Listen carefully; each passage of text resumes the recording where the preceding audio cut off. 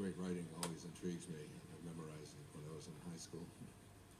He said, "For us, as this appalling ocean surrounds the verdant land, so in the soul of man lies one insular Tahiti, full of peace and joy, but encompassed by all of the horrors of the half-lived life." The half-lived life. And when you speak about being and doing, I think one of the major problems, Eckhart, for our world and for us is that we really aren't raised to believe in our extraordinariness, about how extraordinarily, how divine we are, that we're all not just pieces of God, but that we are all God. We are all part of God. And that's something we carry around with us. And this ordinary part of us, the part of us that is, called the ego, the part of us that believes that who we are is what we accumulate and what we accomplish and what other people think of us, and the part of us that is separate from everyone else, and the part of us that feels like we have to own things and so on, and that we're born into this world where there's nothing to do. There's like when a baby's inside a mother's womb, what does she have to do? What does the baby have to do? In the Tao says, the Tao does nothing, and it leaves nothing undone. It's become my son's favorite mantra, because I say, "Sense, come on, do something, let's go." I'll say, "I do nothing." And I leave nothing undone.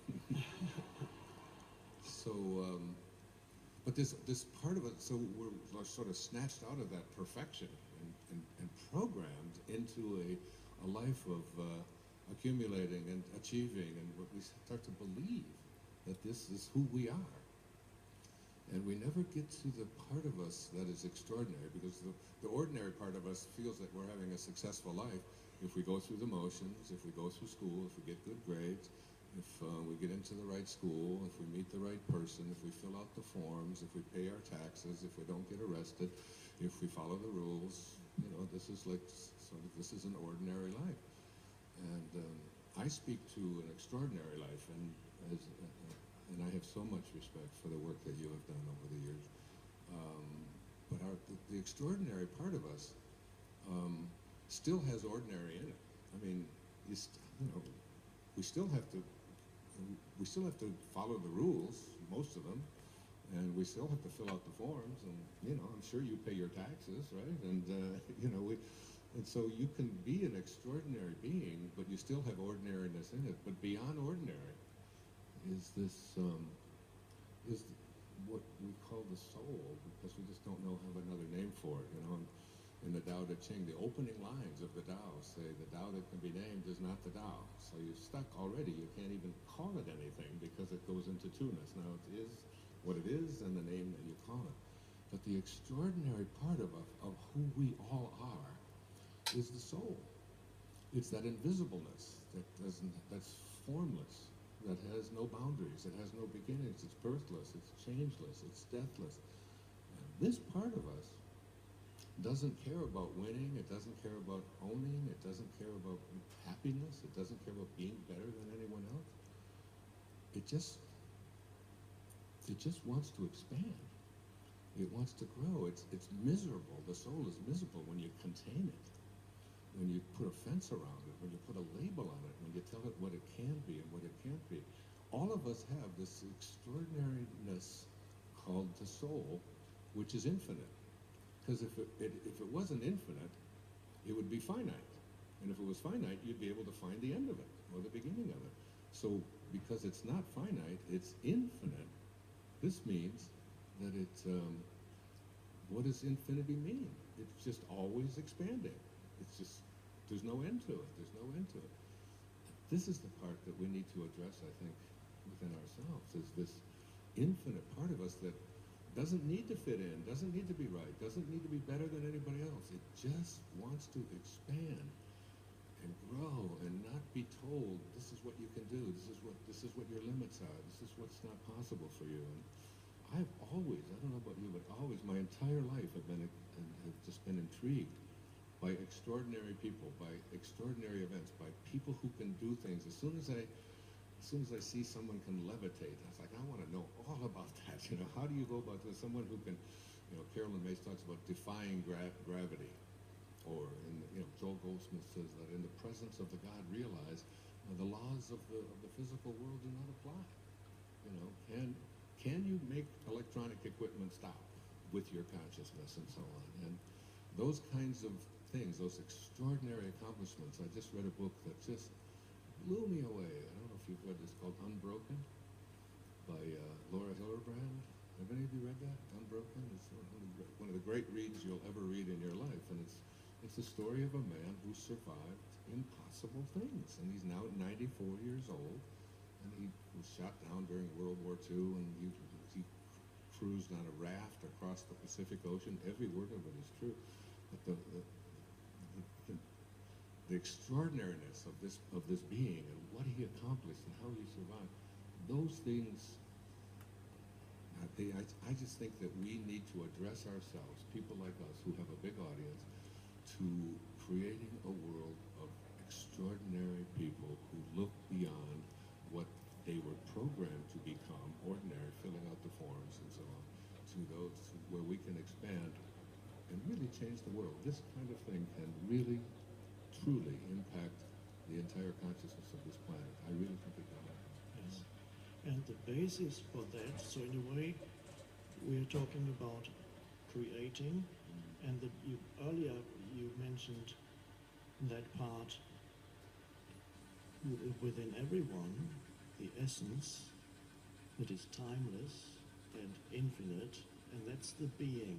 And so conscious union with that can then lead to awakened, as I call it, awakened doing.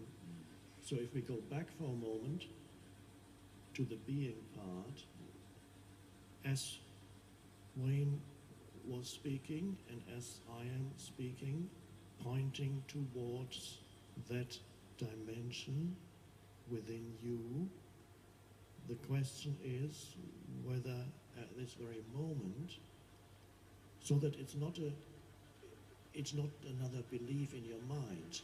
I mean, it's comforting to believe I am an infinite being, but that's a belief. And then can you sense the reality of that? And as we sit here, can we sense the reality of that within ourselves, where you are no longer deriving your sense of identity or your sense of who you are from ideas in your head? That's the start. Because in the normal consciousness, which is unconsciousness, who you feel you are, which of course is the limited self, the conditioned self, the time-bound self, what the Buddha called the self, the delusion, what Jesus pointed to when he said, deny thyself, as one of the essential points of his teaching. Deny thyself, been misinterpreted by the churches as if you had to say, oh, miserable me. That's not it at all. Deny thyself is recognize the unreality of that self, of that basing your sense of who you are on what ideas you hold in your head, thoughts, in other words, that tell you about your story, about who you are, and getting, never feeling really fulfilled. It's always not quite sufficient, so you need to defend this mental edifice of who you are, and so on. You need to add to it. Maybe then I'll be fully myself when I achieve that. So at this moment, can you sense that within you there is an unconditioned, timeless consciousness which has nothing to do with thinking, which is prior to all thinking, which is, you cannot make it into an object and say, there it is, because it's the eternal subject, it's the I, the one I, it's spacious presence. I I'm just using different pointers because different pointers work for different people. It's spacious presence. It's a sense of deep aliveness that has nothing to do with your history whatsoever, and nothing to do with your future whatsoever. So if you can touch that within you, that is the liberation from a false sense of self. And it's, once you can sense that, it's exhilarating to feel that which transcends the limited self in you, that presence that cannot be conceptualized, that cannot be named, the Tao. This is why we're here, to experience Exactly. that.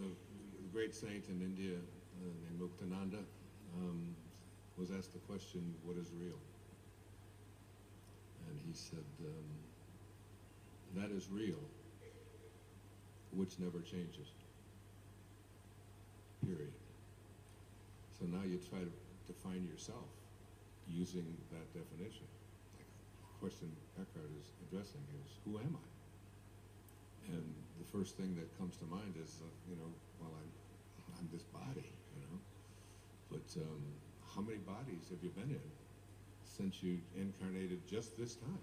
How many bodies have you shown up in? You were in one this big, you were in a little toddler body, you were in one that stands like this, like all my teenage daughters do, and roll their eyes. I was in a 20-year-old body, and I just saw a picture of it. I just did a new public television special, and I saw that picture floating across. And when I was in that body,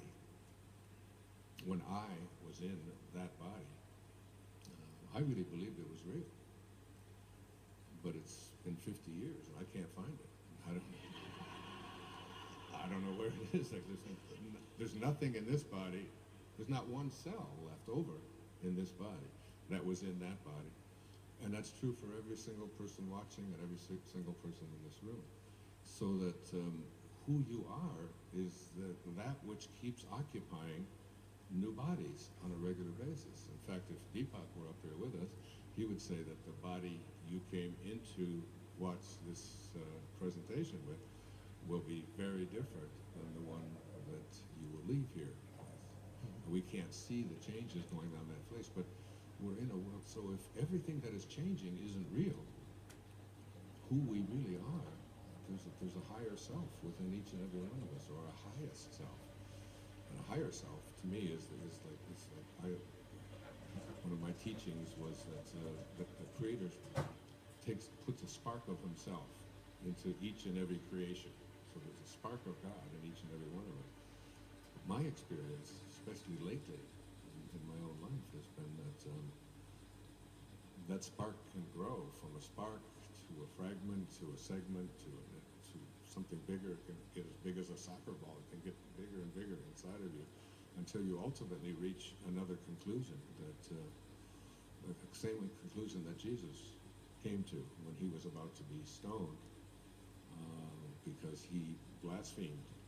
He said, "Why would you stone me?" And they said to Him that we stone you because you are a man and you claim to be God. And He said, "Is it not written in your laws that I have said, you are gods? You are gods." This comes right out of the mouth of Jesus. And St. Paul, writing in Philippians, in his letters to the Philippians, says, "Have in you the same mind as Christ Jesus, who being in the form of God, did not consider it robbery to be equal with God." But we've taken this idea of this place that you're speaking of, this perfect infinite presence, this place of divine peace, and interpreted the words, "I am God," or "you are God," to be the God that we've created in our own images. This God who's angry, and this God who has the power to heal, but restricts it to some and gives it to others. This God that demands payment and fancy, buildings and gold embroidered costumes and so on, and created a God like that. When in fact, again, out of the scriptures, Jesus said, when asked who is God, He said, God is love. I don't know, is there a better word for it than that? Yes.